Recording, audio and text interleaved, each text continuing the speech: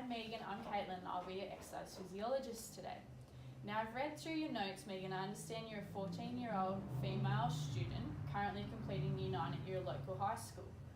You are of Australian ethnicity living in the local community. You live in a stable household with your mother, father and 2 older sisters. You've come in with a history of sustaining a vertebral fracture. Tell me more about what happened. In May 2018, at the age of 13, I sustained a vertebral fracture at T12 and L1 in my lower back. This occurred during a local netball game. I was defending my opposing player. I jumped into the air to block the pass. However, on the return to landing, another opposing player restricted my landing space and I was bumped.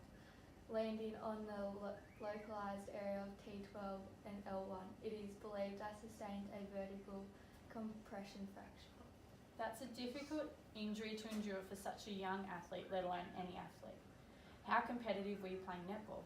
I was playing in numerous netball teams ranging from the local Division 2 competition to playing for my school netball team and most rewardingly playing the local under-14 representative netball team. That's great to hear. While you've endured a setback, you've had some real successes playing in all those various netball teams. Now, do you suffer any pain currently from your injuries? To a certain degree, yes. After a long day of frequent activity, my lower back begins to ache when I participate in something too extreme. The ache spreads through the entirety of my back. With your injury taking place roughly 12 months ago, and while fractures are common as a result of falls, how did you manage coping with this injury? Since experiencing the injury, I've found it difficult to not only participate in netball again, but find confidence in jumping and landing. Through love and enjoy netball and really want to return playing again, but I'm finding it difficult to find confidence and belief in my ability to do. So just so I'm understanding correctly, since you experienced this injury at the age of 13 years, you have struggled with confidence and your ability to perform the motion of the activity again. Is that correct? Yes, that is correct. I am worried that it will happen again. Okay, thank you, Megan. Now, netball sounds like a valued sport for yourself.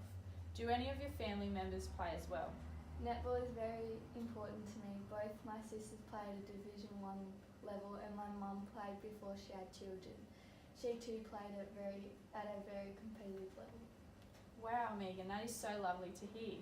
By the sounds, netball is a very treasured sport for not only yourself, but your family as well. So, apart from netball, what other sports do you play, if any? I participate in touch football as well. I've returned to touch football since my injury, which has made me miss playing netball even more. That's great you play touch football. You mentioned since playing touch football, it has made you miss netball more. What exactly do you miss about netball? When I was playing touch football, what I missed most about netball is the fact of just not being able to play. I miss not being able to play the sport I love most, performing netball moves and playing with my friends. In that sentence, you state not being able to play. What do you mean by this comment? If you had at this point returned to playing touch football, why did you feel you couldn't play netball? At the point, I felt my ability to perform wasn't at the level I would have felt comfortable. I think that restricted me and made me feel as if I wasn't able to play. As much as I wanted to, I couldn't. So I gained from that response that while you played touch football and felt confidence, performing that activity when it came to thinking about playing netball, you only focused on not feeling comfortable because you sustained the injury you did. Have you thought about how you would feel if you played? I think I felt uncomfortable because the last time I played it resulted in an injury, but I think it was due to knowing the position I play relies on a lot of jumping and landing and attempting to block passes or shot. When I do think about playing I get excited and nervous. I get butterflies that I would get just before I took the court previously. How important is it at this moment for you to build upon your confidence and improve your ability to control your jumping and landing movements? Honestly, there is nothing I'd love more to do. I would love to feel confident again and know that when I land it will be controlled and preventative barriers, those being confidence in my capability. I know I have things to improve, and it's common knowledge that my position in netball relies solely on being able to jump and land, especially when blocking a goal shot. I really miss not playing with my friends before my injury. I really enjoyed spending time with my friends I'd formed, especially when we got to play against each other and most importantly competition in the same team. I also really miss not being able to play netball solely. Netball is a well-known endurance and high-intensity exercise, whilst it is also meant to be a non-contact sport. While I have still been playing touch football, the competition, friendships and the sport specifically is just not the same.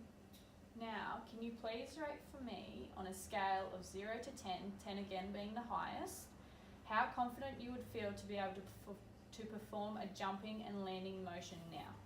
Well, probably only a 1 or 2. The thought of it makes me really nervous and scared. What factors contributed to you only choosing a 1 or 2? I suppose just due to the thought of it and knowing what happened last time I performed that movement and resulted in my ending up in hospital in an excruciating pain. I don't have trust in myself anymore, and I think the fear of doing the movement against various people, knowing each other, will be different with bumps and all.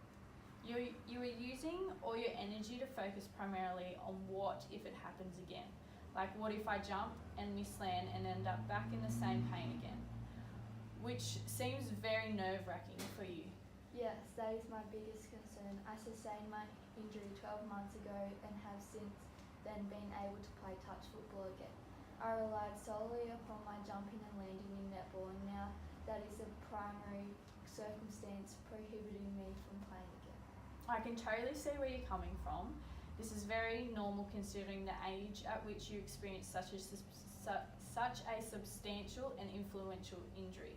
However, it is important to remember that with the support network you have and your athletic ability, having age on your side, performing a jump and land again is possible.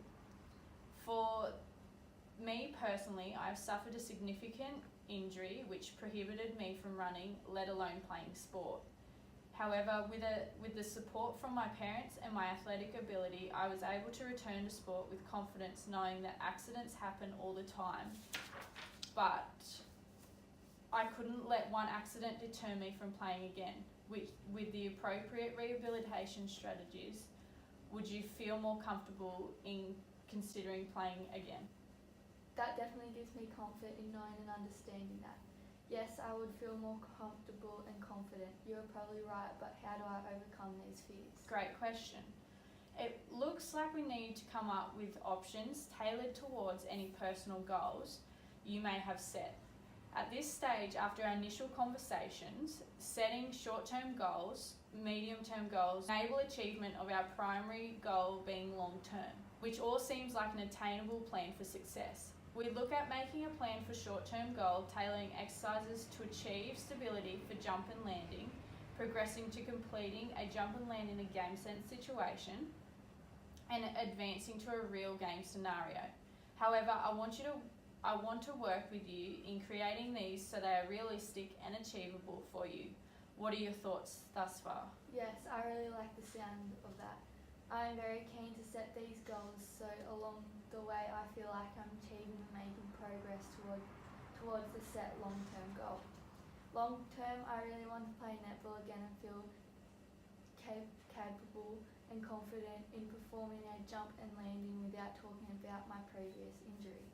I also really want to work on my fitness and my ability to sprint off the line and agility with quick foot movement for moving around my player.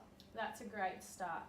Let's begin by commencing the exercise designed to address a third of that long-term goal and focus on training and strengthening areas of concern to withstand a jump and land. This will take place over a 4-week time frame, and by the end of those 4 weeks you should feel comfortable performing a jump and land movement by yourself in a controlled environment.